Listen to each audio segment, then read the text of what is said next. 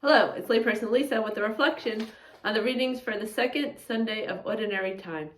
So recently, a friend of mine was telling me how the owner of the company that she works for was telling her about all these things that he was going to have to pay for, and he was just very concerned about it. And when she was telling me this, in my head, I was like, this guy owns a very successful business. He has all the money that he needs to pay for all these things, and yet he's complaining about it. Like, what's going on here? And then a day or two later, God said to me that I was doing the same thing. And it's true. I have everything that I need because God is my heavenly Father. And yet so often I'm searching for some sort of fulfillment or some sort of affirmation from the world rather than allowing God to speak to me to whose that I am. And so in today's first reading, we hear from the prophet Isaiah, who God calls us because of our baptism, that we are his delight, that he rejoices in us. And so often we forget this, that when we may be feeling down or troubled by something, we let our focus be on that rather than God, who delights in us and who rejoices in us. And in today's gospel, we hear about the wedding at Cana. So not only do we have a Father in heaven who loves us abundantly, loves us prodigally, extravagantly, wastefully, but we also have a Mother in heaven who is just so attentive to us, more attentive than we even know. And often we may forget this. I know that I do. And so I have these parents in heaven who can provide for my every need if I turn to them during struggles or trials. And in the gospel today, we hear Mary, called the mother of Jesus, was there. And this brings attention to the authority that she has over her children, over us, and over Jesus when he lived on earth.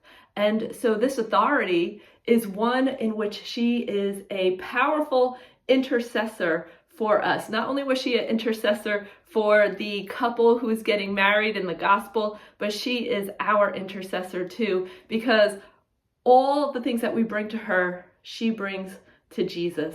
And Jesus, as we see in the gospel, did as his mother asked. Even though it was not yet his time, he did what his mother asks. And Mary tells us to in her words, she says to do whatever he tells you. And those words are for us. And so if there's something going on in our lives and we feel like Jesus is telling us what to do, but we're kind of hesitant because of fear or doubt or uncomfortableness, Mary encourages us to do whatever he tells you. Also, we hear in the gospel how Jesus asked the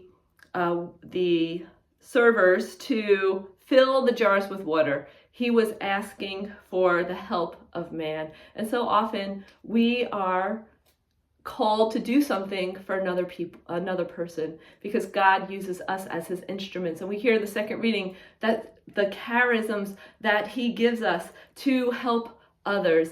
And these are charisms that we should use boldly and freely and openly, because these things can help give people hope. They can help people see God in a situation which maybe they did not see him in. They can help people grow in faith because of what God is doing in their lives as a result of a person helping another through their charisms. Also, we hear about the transformation of the water to wine. And so this is something that we are called to do. We are called to transform our ordinary tasks of life into ordinary by inviting God into them, by inviting Him to use us as His instruments, to use us as His vessels. And so often we forget, at least I forget to offer my ordinary tasks to God in order to glorify Him. And when we do this, we turn the ordinary into the extraordinary in some way. We may see it, we most often will not. And so I just invite you to reflect upon the power of the intercession of our Mother in Heaven, the power of the charisms that God has gifted you with. Are you using them? Are you using them freely or with restriction? And also just invite you to remember to invite God into the ordinary tasks of the day so that He may use them in an extraordinary way.